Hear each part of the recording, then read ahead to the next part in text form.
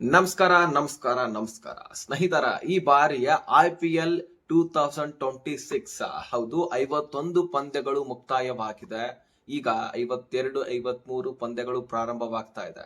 ಆದ್ರೆ ಇಲ್ಲಿ 7 ಟೀಮ್ಸ್ ಗಳು ಇನ್ನೂ ಕೂಡ ಪೈಪೋಟಿ ಮಾಡ್ತಾ ಇದಾವೆ. ಪ್ಲೇ ಆಫ್ಸ್ ಗೆ ಹೋಗ್ಲಿಕ್ಕೆ 4 ಟೀಮ್ ಗಳಿಗೆ ಅರ್ಹತೆಯನ್ನ ಕೊಡಲಾಗುತ್ತೆ. ಆದ್ರೆ 7 ಟೀಮ್ ಗಳು ಬಡದಾಡ್ತಾ ಇದಾವೆ, ನಾ ಮುಂದೆ ನೀ ಮುಂದೆ ಅಂತ. ಸೊ ಹಾಗಾದ್ರೆ ಯಾವ ಯಾವ ಟೀಮ್ಗಳು ಈಗ ನಾನು ನೀನು ಅಂತಿದಾವೆ, ಜೊತೆಗೆ ನಮ್ಮ RCB ಯ ಗತಿ ಏನು? ಪ್ಲೇ ಆಫ್ಸ್ ಗೆ ಪಕ್ಕಾ ಹೋಗುತ್ತಾ ಅಥವಾ ಇಲ್ಲವಾ? ಯಾವ್ಯಾವ ಟೀಮ್ಗಳು ಈ ರೇಸ್ ನಲ್ಲಿ ಮುನ್ನಡೀತಾ ಇದಾವೆ? ಪಾಯಿಂಟ್ಸ್ ಟೇಬಲ್ ಬಗ್ಗೆ ಸಂಪೂರ್ಣವಾದ ಮಾಹಿತಿಯನ್ನ ಈ ವಿಡಿಯೋದಲ್ಲಿ ಚರ್ಚೆ ಮಾಡೋಣ. ಸೊ RCB ಅಭಿಮಾನಿಗಳಂತರೂ ಈ ವಿಡಿಯೋನ ನೋಡ್ತಾ ಇದ್ರೆ ದಯಮಾಡಿ ಲೈಕ್ ಮಾಡಿ. ನಾವು ಕೂಡ RCB ಅಭಿಮಾನಿನೇ, ಸ್ಪೆಷಲಿ ಕರ್ನಾಟಕದವರು. ಅಂತದ್ರಲ್ಲಿ RCB ಸಪೋರ್ಟ್ ಮಾಡೋದನ್ನ ಬಿಡ್ತೀವ? ಸೊ ನಂಬರ್ 18 ಹೌದು, ಈಗ ನೋಡೋಣ. ಮೊದಲನೇದಾಗಿ SRH ಪಾಯಿಂಟ್ಸ್ ಟೇಬಲ್ ನಲ್ಲಿ ಮೊದಲನೆಯ ಸ್ಥಾನವನ್ನ ಹೊಂದಿದೆ. ಇದು ಪ್ರಾರಂಭದಲ್ಲಿ ನಾವ್ ಏನ್ ಅನ್ಕೊಂಡಿದ್ವಿ, SRH ಬರೋದಿಲ್ಲ ಬಿಡಿ, ಒಂದು ಮ್ಯಾಚ್ ಹೊಡಿತಾರೆ, 250ಕ್ಕಿಂತ ಹೆಚ್ಚು ರನ್ ಗಳನ್ನ ಹೊಡಿತಾರೆ, ಅದನ್ನ ನಂಬ್ತಿದ್ವಿ. ಆದ್ರೆ ಎಲ್ಲಾ ಮ್ಯಾಚ್ ನಲ್ಲಿ ಕೂಡ ಆ ರೇಂಜ್ ಗೆ ಅವ್ರು ಹೋಗ್ತಿರ್ಲಿಲ್ಲ. ಆದ್ರೆ ಪ್ಯಾಟ್ ಕಮಿನ್ಸ್ ಅವರು ಬಂದ ಮೇಲೆ ಟೀಮ್ ನ ಪರಿಸ್ಥಿತಿವೇ ಬೇರೆ ಆಗ್ಬಿಟ್ಟಿದೆ. ಸತತವಾಗಿ ಪಂದ್ಯಗಳನ್ನ ಗೆಲ್ತಾ ಬರ್ತಿದ್ದಾರೆ. ಹಾಗಾದ್ರೆ ಈ SRH ಮೊದಲನೆಯ ಸ್ಥಾನವನ್ನ ಈಗ ಪಡ್ಕೊಂಡಿರ್ತಕ್ಕಂಥದ್ದು.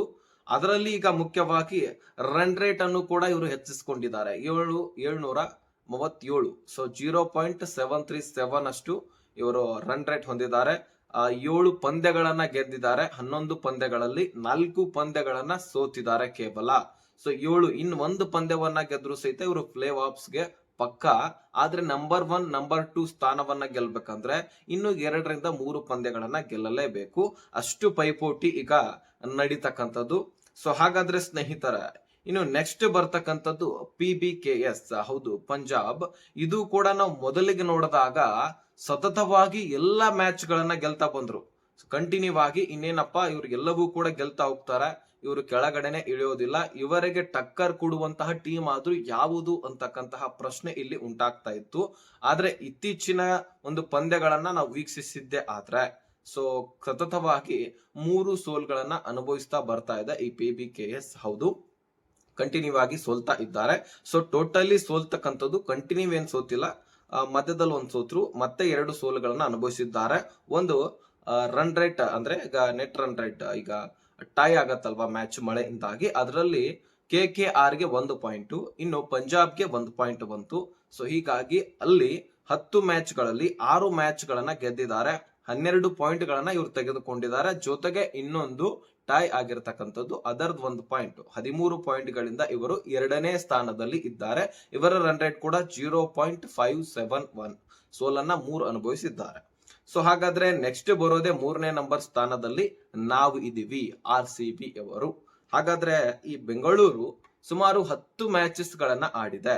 ಹೌದು, 10 ಮ್ಯಾಚ್ ಗಳಲ್ಲಿ 6 ಮ್ಯಾಚ್ ಗಳನ್ನ ನಾವು ಗೆದ್ದಿದ್ದೀವಿ, ಇನ್ನು 4 ಮ್ಯಾಚ್ ಗಳನ್ನ ನಾವು ಸೋತಿದ್ದೀವಿ. ಅದರಲ್ಲಿ ಈಗ DC ಜೊತೆಗೆ ಒಂದು, RR ಜೊತೆಗೆ ಒಂದು ಮುಖ್ಯವಾಗಿ ಸೋತಿದ್ದೀವಿ. ಅದೇ ರೀತಿಯಾಗಿ GT ಜೊತೆಗೆ ಒಂದು ಸೋತಿದ್ದೀವಿ. ಸೊ ಅದೇ ರೀತಿಯಾಗಿ ಈಗ ಮೊನ್ನೆ ತಾನೆ ಮತ್ತೊಂದು ಸೋಲನ್ನ ನಾವು ಅನುಭವಿಸ್ತೀವಿ ಲಕ್ನೋ ಸೂಪರ್ ಜೈಂಟ್ಸ್ ಜೊತೆಗೆ. ಸೊ ಅದು ಹೊರಗೆ ಹೋಗಿರ್ತಕ್ಕಂತಹ ಟೀಮ್ ಆಲ್ರೆಡಿ ಅಂತ ಅನ್ಕೊಳ್ಬಹುದು, ಎಲಿಮಿನೇಟರ್ ಅಂತಾನೆ ಅನ್ಕೊಳ್ಬಹುದು. ಅಂತಹ ಟೀಮ್ ಜೊತೆಗೆ ನಾವು ಸೋಲನ್ನ ಅನುಭವಿಸಿದೀವಿ. ಈಗ ಸಾಕಷ್ಟು ವ್ಯತ್ಯಾಸಗಳಾಗ್ತಾ ಇದೆ RCB ಟೀಮ್ ನಲ್ಲಿ. ಅದ್ರ ಬಗ್ಗೆ ನೆಕ್ಸ್ಟ್ ನಾವು ಚರ್ಚೆ ಮಾಡ್ತೀನಿ. ಅದ್ರ ಬಗ್ಗೆ ಈಗ RR ಬಗ್ಗೆ ನಾವು ನೋಡೋಣ.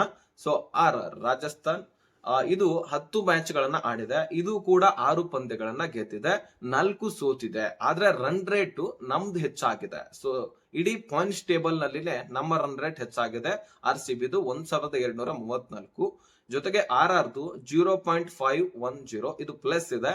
ಇನ್ನು GT ನೋಡೋದಾದ್ರೆ 10 ಪಂದ್ಯಗಳನ್ನ ಆಡಿದೆ, 6 ಗೆದ್ದಿದೆ, 4 ಸೋತಿದೆ. ಇದು ಕೂಡ ಸೇಮ್ ನಮ್ಮ ಜೊತೆಗೆ ಸೇಮ್. ಆದ್ರೆ ರನ್ ರೇಟ್ ನಮ್ದೇ ಹೆಚ್ಚಾಗಿರುವಂತದ್ದು. ರನ್ ರೇಟ್ ಇವ್ರದ್ದು 0.147 ಪ್ಲಸ್ ಅಲ್ಲ, ಮೈನಸ್ ನಲ್ಲಿದ್ದಾರೆ. ಇವರು ರನ್ ರೇಟ್ ಇಂಪ್ರೂವ್ ಮಾಡ್ಕೊಳ್ಳೇಬೇಕು. ಕೊನೆಯದಾಗಿ ರನ್ ರೇಟ್ ಬಹಳ ಇಂಪಾರ್ಟೆಂಟ್ ಆಗತ್ತೆ. ಅದರಿಂದನೇ 1ನೇ ಸ್ಥಾನ 2ನೇ ಸ್ಥಾನ ಬರಬಹುದಾದಂತಹ ಸಾಧ್ಯತೆಗಳು ಈ ಬಾರಿ ಇದ್ದಾವೆ. ಬಹಳಷ್ಟು ಟೀಮ್ಗಳು ಪೈಪೋಟಿಯನ್ನ ಕೊಡ್ತಿದ್ದಾವೆ, ನಾ ಮುಂದೆ ನೀ ಮುಂದೆ ಅಂತಿದ್ದಾವೆ. ಇನ್ನು CSK ಕೂಡ ಒಂದು ಸಂದರ್ಭದಲ್ಲಿ ಇದು ಮೊದಲಿಗೆ ಹೊರ ಬೀಳುವಂತಹ ಟೀಮ್ ಈ ಬಾರಿಗೆ ಅಂತ ಅನ್ಕೊಂಡ್ಬಿಟ್ಟಿದೀವಿ. ಅಷ್ಟರ ಮಟ್ಟಿಗೆ ಕಳಪೆ ಪ್ರದರ್ಶನ ಇಲ್ಲಿ ತೋರಿಸ್ತಾ ಇದ್ರು. ಸಂಜು ಸ್ಯಾಮ್ಸನ್ ಯಾವಾಗ ಫಾರ್ಮ್ ಗೆ ಬಂದ್ಬಿಟ್ರೋ IPL ನಲ್ಲಿ, T20 ವರ್ಲ್ಡ್ ಕಪ್ ನಲ್ಲಿ ಅಂತೂ ಇದ್ದೇ ಇದ್ರು. ಆದ್ರೆ ಇಲ್ಲಿ ಕೂಡ ಮೊದಲ 2 ಮ್ಯಾಚ್ ಗಳು ಫ್ಲಾಪ್ ಆಗಿದ್ರು. ತದನಂತರ ಆಡ್ತಾರೆ ನೋಡಿ, ಶತಕಗಳನ್ನ ಬಾರಿಸ್ತಾ ಬರ್ತಿದ್ದಾರೆ. ಇಲ್ಲಿವರೆಗೂ 2 ಶತಕಗಳನ್ನ ಸಂಜು ಸ್ಯಾಮ್ಸನ್ ಬಾರಿಸಿದ್ದಾರೆ. ಜೊತೆಗೆ ಸ್ನೇಹಿತರ CSK 5 ಮ್ಯಾಚ್ ಗಳನ್ನ ಸೋತಿದೆ, 5 ಮ್ಯಾಚ್ ಗಳನ್ನ ಗೆದ್ದಿದೆ. ಸೊ ನಮ್ಗಿಂತ ಒಂದು ಮ್ಯಾಚ್ ಹಿಂದೆ ಇದ್ದಾರೆ, ಸೋತಿದ್ದಾರೆ ಅಂತ ಹೇಳ್ಬೋದು. ಇವ್ರದ್ದು ಕೂಡ ಪ್ಲಸ್ ಆಗಿದೆ ರನ್ ರೇಟ್. ಒಂದು ಮ್ಯಾಚ್ ಗೆದ್ರೆ ಇವರು ದಿಢೀರನೆ ಮೇಲೆ ಬರುವಂತಹ ಸಾಧ್ಯತೆ ಇದೆ. ಯಾಕಂದ್ರೆ ಮೇಲಿರುವಂತಹ ಟೀಮ್ಗಳದು ಪ್ಲಸ್ ಇದೆ, ಅಷ್ಟೊಂದೇನ್ ಪ್ಲಸ್ ಇಲ್ಲ. ಇನ್ನು CSKದು 0.151 ಇಷ್ಟು ಪ್ಲಸ್ ಆಗಿರ್ತಕ್ಕಂಥದ್ದು. 10 ಪಾಯಿಂಟ್ಗಳಿಂದ ಇವರು GT ಕೆಳಗಡೆ ಇದ್ದಾರೆ. ಇನ್ನು 6ನೇ ಸ್ಥಾನದಲ್ಲಿ CSK ಇದೆ. 7ನೇ ಸ್ಥಾನದಲ್ಲಿ KKR, ಇದು ಕೂಡ ಪೈಪೋಟಿ ಕೊಡ್ತಾ ಇದೆ. ಇದನ್ನು ಕೂಡ ನಾವು ಪ್ರಾರಂಭದಲ್ಲಿ ಸಾಕಷ್ಟು ಸೋಲನ್ನ ಅನುಭವಿಸ್ತಾ ಇರತಕ್ಕಂತಹ ಟೀಮ್ ಇದು. ಆದ್ರೆ ಈಗ ಸತತವಾಗಿ ಗೆಲ್ತಾ ಬರ್ತಾ ಇದೆ. 10 ಮ್ಯಾಚ್ ಗಳನ್ನ ಆಡಿದೆ, 4 ಮ್ಯಾಚ್ ಗಳನ್ನ ಗೆದ್ದಿದೆ, 5 ಮ್ಯಾಚ್ ಗಳನ್ನ ಸೋತಿದೆ. ಇವ್ರಿಗೂ ಕೂಡ ಇನ್ನೂ ಚಾನ್ಸ್ ಇದೆ ಪ್ಲೇ ಆಫ್ಸ್ ಗೆ ಬರ್ಲಿಕ್ಕೆ. ಹಾಗಾದ್ರೆ ಒಂದು ಟೈ ಆಗಿದೆ ಪಂಜಾಬ್ ನ ಜೊತೆಗೆ. ಆವಾಗ್ಲೇ ಹೇಳಿದಿನಲ್ಲ, ಅವ್ರಿಗೊಂದು ಪಾಯಿಂಟ್ ಇವ್ರಿಗೊಂದು ಪಾಯಿಂಟ್ ಅಂತ.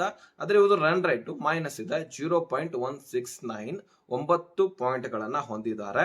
8 ಪಾಯಿಂಟ್ಗಳು ಮ್ಯಾಚ್ ಗೆದ್ದಿದ್ದರಿಂದ ಒಂದು ಟೈ ಆಗಿರೋದ್ರಿಂದ 9 ಪಾಯಿಂಟ್ಗಳು. ಆದ್ರೆ KKR ಸ್ನೇಹಿತರ ಇನ್ನೂ ಕೂಡ ಪೈಪೋಟಿ ಕೊಡ್ತಾ ಇದೆ, ಇನ್ನೂ ಒಳಗಡೆ ಬರುವಂತಹ ಎಲ್ಲ ಸಾಧ್ಯತೆಗಳಿದಾವೆ. ಆದ್ರೆ ಇಲ್ಲಿ ಎಲಿಮಿನೇಟರ್ ನಲ್ಲಿ ಪೂರ್ತಿಯಾಗಿ ಹೋಗಿರ್ತಕ್ಕಂಥದ್ದು, ಇನ್ನೇನು ಇವ್ರು ಒಳಗೆ ಬರ್ಲಿಕ್ಕೆ ಸಾಧ್ಯನೇ ಇಲ್ಲ. ಕೇವಲ 10% ಸಾಧ್ಯ ಇದೆ, ಅದು ರನ್ ರೇಟ್ ನ ಮೇಲೆ. ಮ್ಯಾಚ್ ಗಳನ್ನು ಕೂಡ ಗೆಲ್ಲಬೇಕು, ರನ್ ರೇಟ್ ಗಳು ಕೂಡ ಪ್ಲಸ್ ಆಗಬೇಕು. ಆದ್ರೆ ಇವ್ರದ್ದು ಪೂರ್ತಿಯಾಗಿ ಮೈನಸ್ ಆಗಿದೆ. DC 8ನೇ ಸ್ಥಾನದಲ್ಲಿದೆ.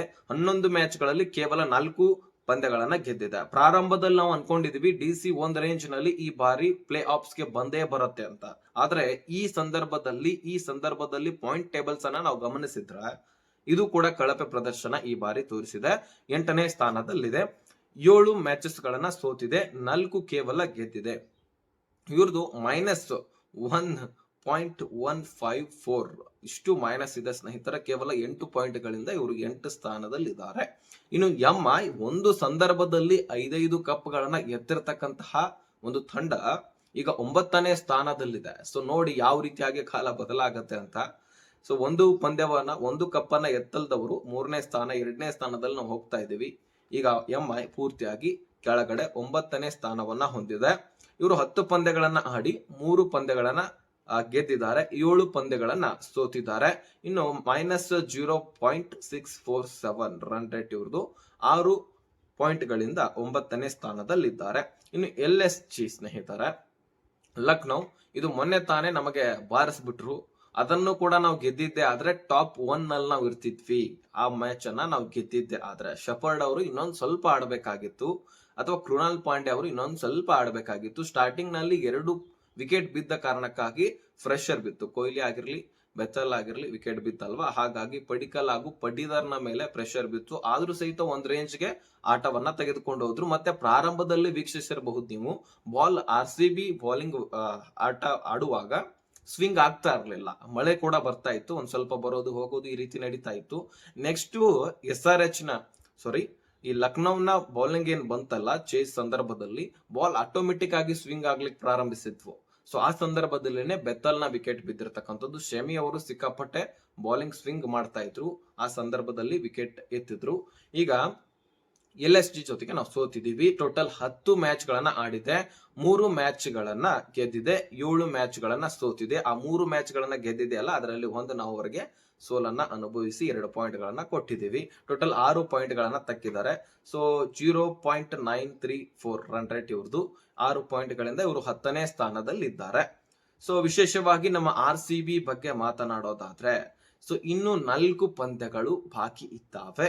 ಸೊ 4 ಪಂದ್ಯಗಳಲ್ಲಿ ಸ್ನೇಹಿತರೆ, ನಮ್ಮ ರನ್ ರೇಟ್ ಅಂತೂ ಇಡೀ ಪಾಯಿಂಟ್ಸ್ ಟೇಬಲ್ ಅಲ್ಲಿ ಹೆಚ್ಚಾಗಿದೆ. 4 ಪಂದ್ಯಗಳಲ್ಲಿ 3 ನಾವು ಗೆಲ್ಲಲೇಬೇಕು. ಟಾಪ್ 2 ಅಲ್ಲಿ ಹೋಗ್ಬೇಕು. ನಾವು ಬರೀ ಪ್ಲೇ ಆಫ್ಸ್ ಹೋಗೋದಷ್ಟೇ ಅಲ್ಲ, ಪ್ಲೇ ಆಫ್ಸ್ ಗೆ ಇನ್ನು 2 ಗೆದ್ರು ಸಹಿತ ನಾವು ಹೋಗ್ತೀವಿ. ಆದ್ರೆ ನಾವು ಟಾಪ್ 2 ಅಲ್ಲಿ ಇರ್ಬೇಕಂದ್ರೆ 4ರಲ್ಲಿ 4 ಗೆಲ್ಲಬೇಕು, ಅಥವಾ 3 ಮಾತ್ರ ಗೆಲ್ಲಲೇಬೇಕು. ಅದು ಮಾತ್ರ ಇದ್ದೇ ಇರತ್ತೆ. ಹಾಗಾದ್ರೆ ನಮ್ಮ RCB ಪಂದ್ಯಗಳು ಇನ್ನು 4 ಪಂದ್ಯಗಳು ಯಾರ್ಯಾರ ಜೊತೆಗೆ ಇದಾವಂದ್ರೆ ನಾಳೆನೆ ಇದೆ, ಟುಮಾರೋ. ಇದು ಮುಂಬೈನ ಜೊತೆಗೆ ಇದೆ. ಹೌದು, ಮುಂಬೈನ ಜೊತೆಗೆ ಇರತಕ್ಕಂಥದ್ದು. ಇನ್ನು ಕೋಲ್ಕತಾ ಜೊತೆಗೆ ಒಂದು ಪಂದ್ಯ ಇದೆ. ಸೊ ಇದನ್ನು ಕೂಡ ನಾವು ಗೆಲ್ಲಲೇಬೇಕಾದಂಥದ್ದು. ಜೊತೆಗೆ ಪಂಜಾಬ್, ಯಾಕಂದ್ರೆ KKR ನಾವು ಕೂಡ ಪ್ಲೇ ಆಫ್ಸ್ಗೆ ಬರಲೇಬೇಕಂತ ಪೈಪೋಟಿ ಕೊಡ್ತಾರೆ. ಮುಂಬೈನ ಆಲ್ರೆಡಿ ಹೊರ ಹೋಗುವಂತಹ ಎಲ್ಲ ಲಕ್ಷಣಗಳು ಇದ್ದಾವೆ. ಇನ್ನು KKR ಫೈಟ್ ಕೊಡುತ್ತೆ. ನೆಕ್ಸ್ಟ್ ಪಂಜಾಬ್ ಜೊತೆಗೆ ಇದೆ. ಇಲ್ಲಿದೆ ನೋಡಿ ಖನ, ನಾನ್ ಮುಂದೆ ನೀನ್ ಮುಂದೆ ಅಂತ ಇಲ್ಲಿ ಅನ್ನಲೇಬೇಕಾಗತ್ತೆ. ನಂಬರ್ 1 ಟಾಪ್ ಟೇಬಲ್ ನಲ್ಲಿ ನಾವಿರಬೇಕಂದ್ರೆ ಪಂಜಾಬ್ ಜೊತೆಗೆ ಗೆಲ್ಲಲೇಬೇಕು. ಅವ್ರು ಗೆದ್ರೆ ಅವ್ರ ಮೇಲೆ ಹೋಗುವಂತಹ ಸಾಧ್ಯತೆ ಇದೆ. ಸೊ ಹೀಗಾಗಿ ಪೈಪೋಟಿ ಹೆಚ್ಚಾಗಿದೆ. ಜೊತೆಗೆ ಸನ್ ರೈಸರ್ ಹೈದರಾಬಾದ್, ಇವ್ರ ಜೊತೆಗೂ ಕೂಡ ಸ್ನೇಹಿತರೆ, ಇವರು ಕೂಡ ಟಾಪ್ ಆಫ್ ದಿ ಟೇಬಲ್ 1ನೇ ಸ್ಥಾನದಲ್ಲಿದ್ದಾರೆ. ಇವ್ರ ಜೊತೆಗೂ ನಾವು ಗೆಲ್ಲಲೇಬೇಕು. ಪಂಜಾಬ್ ಹಾಗೂ ಅದೇ ರೀತಿಯಾಗಿ ಹೈದರಾಬಾದ್ ಜೊತೆಗೆ KKR, 3 ಮ್ಯಾಚ್ಗಳು ಏನಿದಾವೆ ತುಂಬಾನೇ ಪೈಪೋಟಿ. ಅಲ್ಲಿ ಗೆದ್ರೆ ಮಾತ್ರ ನಾವು ಟಾಪ್ ಆಫ್ ದಿ ಟೇಬಲ್ ಹಾಕ್ಲಿಕ್ಕೆ ಸಾಧ್ಯ. ಅವರು ಕೂಡ ಪಣ ಕೆಳದೆ ಇಳಿತಾರೆ. ನಾವು ಮುಂದೆ ನೀವು ಮುಂದೆ ಅನ್ನತಾರೆ. ಗ್ಯಾರಂಟಿ ನಾವು ಕೂಡ ಹಾಗೆ ಆಟ ಆಡಬೇಕಾಗತ್ತೆ. ಆಗ ಮಾತ್ರ ನಾವು ಮೇಲ್ ಹೋಗ್ಲಿಕ್ಕೆ ಸಾಧ್ಯ. ನಂಬರ್ 1 ನಂಬರ್ 2 ಚಾನ್ಸ್ ಹೆಚ್ಚಾಗಿರುತ್ತೆ. ಹಾಗಾಗಿ 2 ಸ್ಥಾನಗಳಲ್ಲಿ ಒಂದಾದ್ರೂ ಸ್ಥಾನ ಸಿಗಲೇಬೇಕಂತ ನಾವು ಆಡಬೇಕಾಗತ್ತೆ. ನೋಡೋಣ. ಸೊ ಈಗಾಗಲೇ ಬೆತ್ತಲೂರು 4 ಮ್ಯಾಚ್ಗಳನ್ನ ಆಡಿ ಏನು ಕೂಡ ರನ್ ಹೊಡೆದಿಲ್ಲ. ಸೊ ಎಲ್ಲ ಮ್ಯಾಚ್ಗಳಲ್ಲಿ ಫ್ಲಾಪ್ ಆಗಿದ್ದಾರೆ. ಪವರ್ ಪ್ಲೇ ಮುಗಿದ್ರ ಒಳಗಾಗಿನೇ ಔಟ್ ಆಗಿದ್ದಾರೆ. ಹಾಗಾದ್ರೆ ಅಲ್ಲಿ ಕೂಡ ಬದಲಾಗುವಂತಹ ಸಾಧ್ಯತೆ ಇದೆ. ಇನ್ನು ಜಿತೇಶ್ ಶರ್ಮಾ ಅವರು ಕೂಡ ಆಡಿದ್ರೆ ಮೊನ್ನೆಯ ಮ್ಯಾಚ್ ನಾವು ಬಹುಶಃ ಗೆಲ್ತಾ ಇದ್ವಿನೋ, ಆ ಮ್ಯಾಚ್ ಅನ್ನ ಗೆದ್ದಿದ್ರೆ ಸೊ ನಮ್ಗೆ ಒಂದು ಕಡೆ ರಿಲೀಫ್ ಸಿಗ್ತಾ ಇತ್ತು. ಸೊ ಒಂದ್ ರೇಂಜ್ ನಲ್ಲಿ ನಾವು ಆರಾಮಾಗಿ ಮುನ್ನಡಿಬಹುದಾಗಿತ್ತು. ಆದ್ರೆ ಆ ಮ್ಯಾಚ್ ಬಹಳ ಇಂಪಾರ್ಟೆಂಟ್ ಮ್ಯಾಚ್ ಆಗಿತ್ತು. ಅದನ್ನೇ ನಾವು ಸೋತ್ ಬಿಟ್ವಿ. ಹೀಗಾಗಿ ಈಗ ಬಹಳ ಕ್ರಿಟಿಕಲ್ ಕಂಡೀಷನ್ ನಮ್ದು. ಗೆಲ್ಲಲೇಬೇಕು. 3 ಪಂದ್ಯಗಳನ್ನಾದ್ರೂ ನಾವು 100% ಗೆಲ್ಲಬೇಕು. ರನ್ ರೇಟ್ ನಲ್ಲಿ ಹೆಚ್ಚಿದೀವಿ. ಇನ್ನು ಮ್ಯಾಚ್ ಗಳನ್ನ ಗೆದ್ರೆ ಖಂಡಿತವಾಗ್ಲೂ ಮೇಲ್ ಹೋಗ್ತೀವಿ. ಆದ್ರೆ ಗೆಲ್ಲಬೇಕು. ಹಾಗಾದ್ರೆ ಟಾಪ್ ಆಫ್ ದಿ ಟೇಬಲ್ 4 ಸ್ಥಾನಗಳನ್ನ ಯಾವ್ಯಾವ ಟೀಮ್ಗಳು ಪಡ್ಕೊಳ್ತಾವೆ ಮತ್ತು 1ನೇ ಸ್ಥಾನ 2ನೇ ಸ್ಥಾನ ಯಾವ ಟೀಮ್ಗಳು ಪಡ್ಕೊಳ್ತಾವೆ, ಸೊ ಅದನ್ನ ಕಮೆಂಟ್ ಮಾಡಿ. ಈ ಪಾಯಿಂಟ್ ಟೇಬಲ್ ಬಗ್ಗೆ ಸಂಪೂರ್ಣ ಡೀಟೇಲ್ಸ್ ನಿಮ್ಗೆ ಗೊತ್ತಾಗಿದೆ ಅಂತ ಅನ್ಕೊಳ್ತೀನಿ. ಚರ್ಚೆ ಮಾಡಿದೀವಿ. ನಿಮ್ಮ ಅನಿಸಿಕೆಗಳನ್ನ ಕಮೆಂಟ್ ಮಾಡೋದನ್ನ ಮರಿಬೇಡಿ. ಹಾಗೆ ಸಬ್ಸ್ಕ್ರೈಬ್ ಮಾಡ್ಕೊಂಡು ನೋಟಿಫಿಕೇಶನ್ ಆಲ್ ಅಂತ ಸೆಟ್ ಮಾಡ್ಕೊಳ್ಳಿ. ಇದೇ ರೀತಿ ಅಪ್ಡೇಟ್ಗಳು ಸಿಕ್ಕರೆ ನೋಟಿಫಿಕೇಶನ್ ಅಲ್ಲಿ ಬರ್ತಾ ಇರತ್ತೆ, ಅಲ್ಲಿಂದ ನೀವು ನೋಡ್ಕೊಳ್ಬಹುದು. ಈ ವಿಷಯವನ್ನ ಆದಷ್ಟು ಎಲ್ಲ ಕ್ರಿಕೆಟ್ ಪ್ರಿಯರಿಗೆ ಶೇರ್ ಮಾಡಿ.